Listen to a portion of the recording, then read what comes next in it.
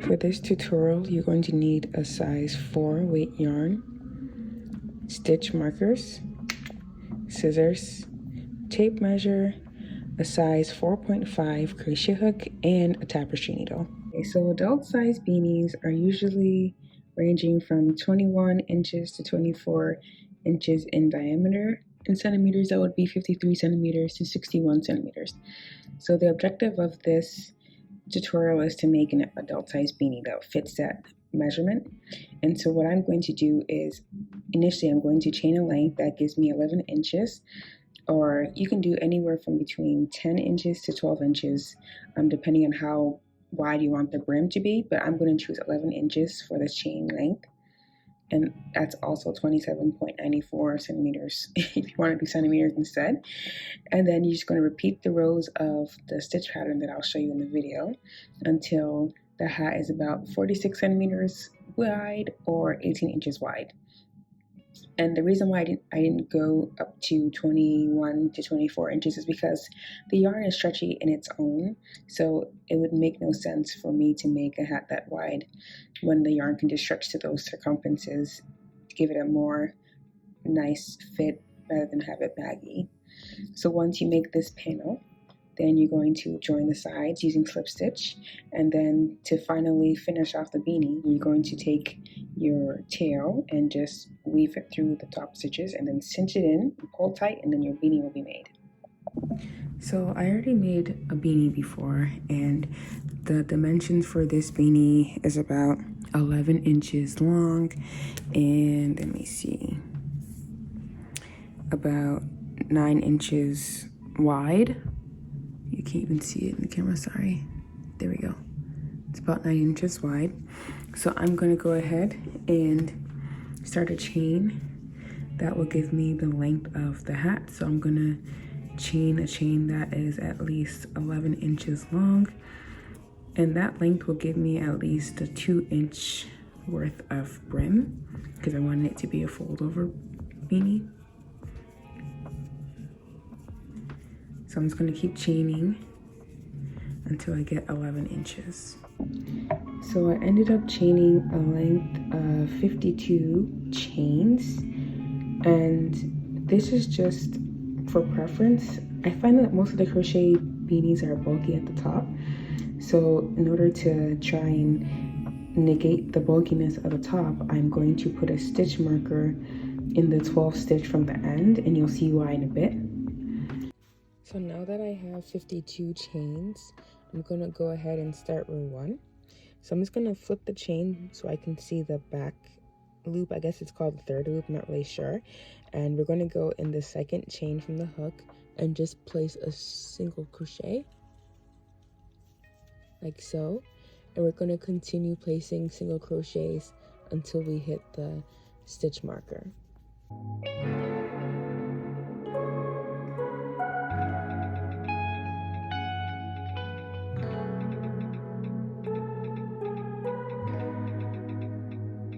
Okay, so now that I've reached the stitch marker, I'm going to only slip stitch in the next 6 stitches, and I'll leave the remaining stitches unworked just for this row. So I'm going to slip stitch, and then I'm going to move the marker up with each row as I go, just so I know where the single crochet start and where the slip stitches start. But you don't have to if you don't need to. Okay, now this is 2.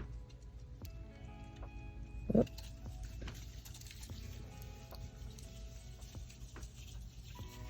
3, 4, 5, 6. One helpful tip for the slip stitches is not to make them too tight or too loose. You just want to make sure that they're good enough for the hook to go through. So once you're done with the 6 slip stitches, you're done with row 1, and it should be looking like this. If you did 52 stitches like I did in the beginning, you should have 39 single crochets right now and 6 slip stitches at the end of row 1. To begin row 2, you're just going to chain 1, turn your work, and we're going to be working in the back loops only. So you're going to slip stitch in the 6 slip stitches that we did of the previous row. So that's the first one, and making sure it's not too tight, not too loose. This is 2, 3, 4, 5, and last but not least is the last slip stitch of the sequence. I'm just going to move my place marker because it's in the way. Okay, so that's the 6th one. I'm just going to put my stitch marker back. Stitch marker, place marker, same thing. Tomato, tomato. Okay, so now that you're done with the 6 slip stitches in the back loops, we're also going to continue single crocheting to the end, and we're going to go in the back loops as well. So we're going to single crochet in the back loops only, with the exception of the last stitch of the row. So once we get to the last stitch of the row, we're going to do something just a little slightly different. So once we get there, I'll show you what to do.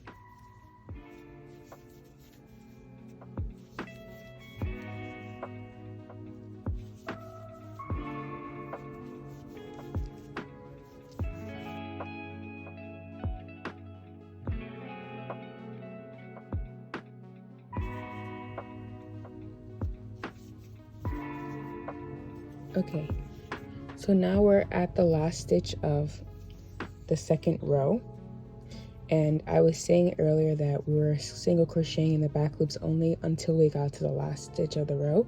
So instead of going in the back loop, we're going to go through the front and the back loop.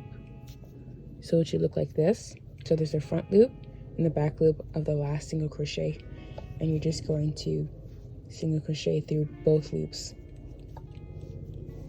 The reason why we do this is because it reduces the elasticity of the rim of the hat, since it's already going to be stretchy. We don't want it to be too stretchy and lose shape.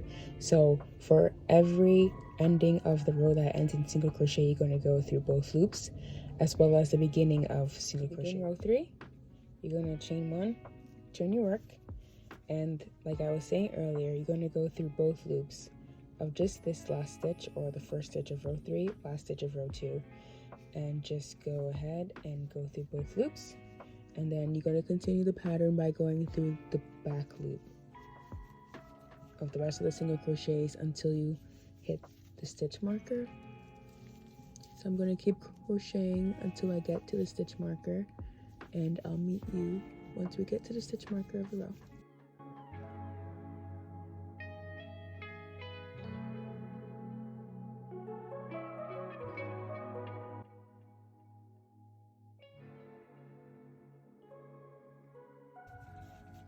Alright, so now we're at the stitch markers. So I'm going to just move it so I can get it out of my way. And I'm going to go ahead and slip stitch in that back loop.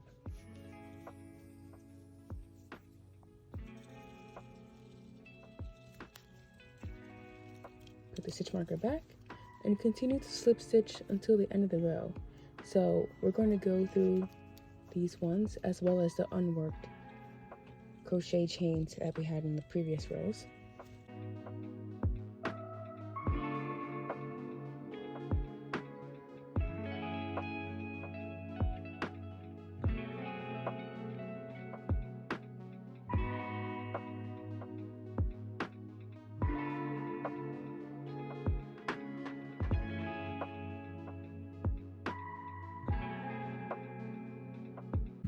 So this is the ending of row number 3. We have all our single crochets, and then we slip stitch in 12 stitches instead of 6. So that's what row 3 looks like. To begin row 4, you're going to chain 1, turn your work, and you're going to slip stitch in the back loop of each of the slip stitches. So there should be 12 in total. This is number 3.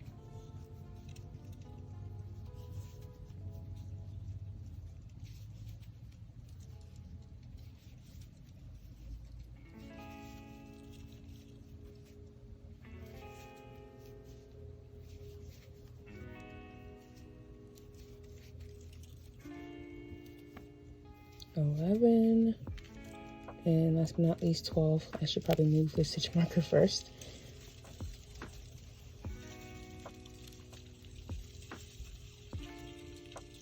There we go. Put the stitch marker back.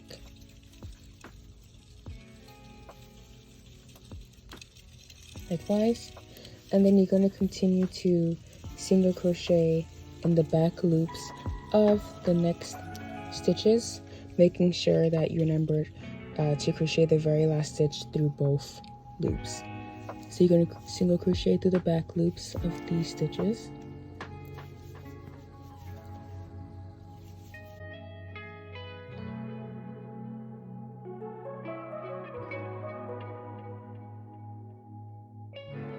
Okay, so again, I've just reached the last stitch of the row. So instead of going through the back loop, we're going to go through both the front and back loop. And that is how you conclude row 4. So at the end of row 4, you should have something that looks like this. And so this will be the top of the hat, and this is the bottom of the hat. And I'm just going to continue working rows 1 through 4, just keep repeating them until my hat is about 18 inches wide. You can have it shorter in width or longer in width depending on how big or small you want the hat to be, but I'm going to do 18 inches, which I think will be big enough to fit an adult sized head. So once I reach 18 inches in width, I'm going to come back and show you the next steps of how to assemble the hat. So I just finished crocheting the amount of rows I needed to make my hat 18 inches wide. I didn't count the number of rows because that number doesn't really matter. We have to just make sure that the hat is 18 inches wide. So I'm just going to get my tape measure and show you.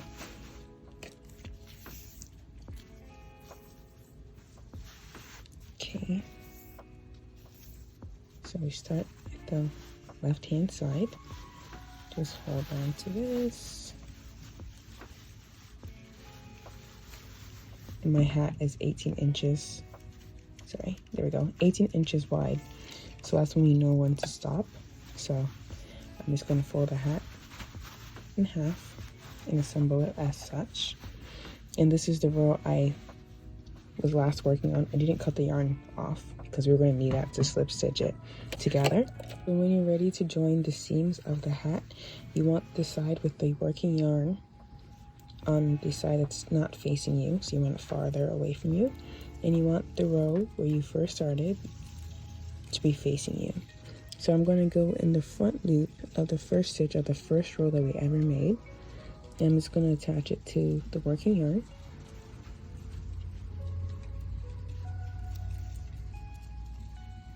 As such, and then I'll bring it up and make a slip stitch and then chain one. Make sure that's tight. Okay, and then we're going to continue proceeding. So you're going to go through the front loop of the first side. There we go. And then we're going to go in the back loop of the second side. Just make a slip stitch likewise. Go through the front loop, back loop, slip stitch, and you're going to continue this for the entire row.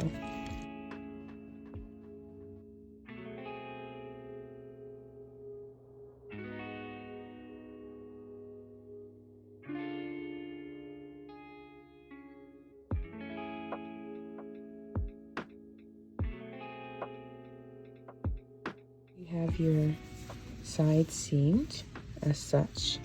You're going to go to the top and your tapestry needle with some yarn attached. You're going to go in between the ridges back and forth. So you're not going to go in this ridge, but you're going to go in the stitches in between. Oops.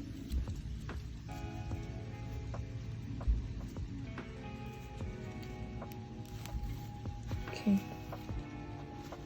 Going to go in between the ridges.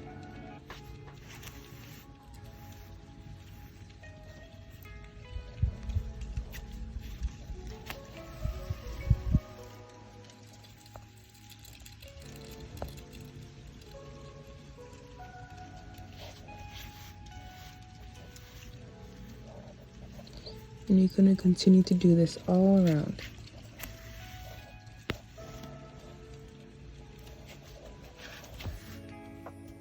So now we're at the beginning of where we joined the yarn to the hat. So now that we went all around, we're going to pull the yarn to cinch in the top of the hat. Slowly, you don't want your yarn to break.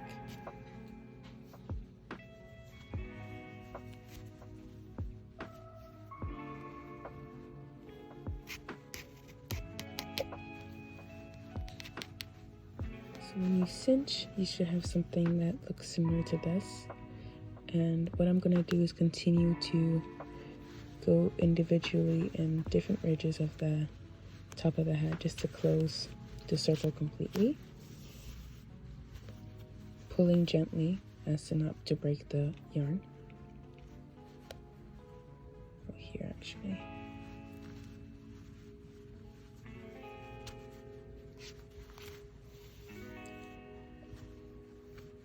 Now the circle is closing up, so we're almost there.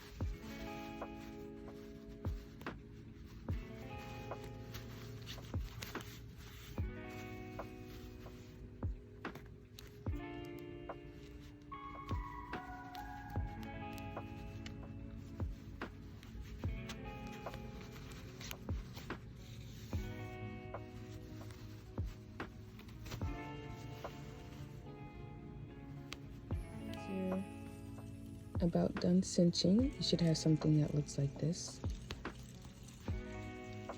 So let me just do this one more time. Cinch that in, and you should have pretty much close to no hole at the top. So once you're done, you just want to make some type of knot to secure all that cinching you did. So I'm just going to go here.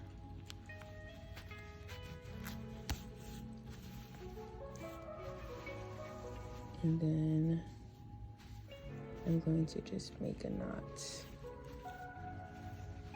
discreetly, likewise. And then I'm just going to weave in my ends and then cut the yarn. And then you should be done with the hat. So I'm just going to continue to weave in my ends, and I'll meet you when I am done cutting all the extra yarn away off. So after cutting all the excess yarn and folding over the brim, you should have something that looks like this. And you can look at the top, it's not as bulky as some of the other crochet beanies I've seen. But yeah, this is what it looks like, and I'm really happy with the result. Look at that.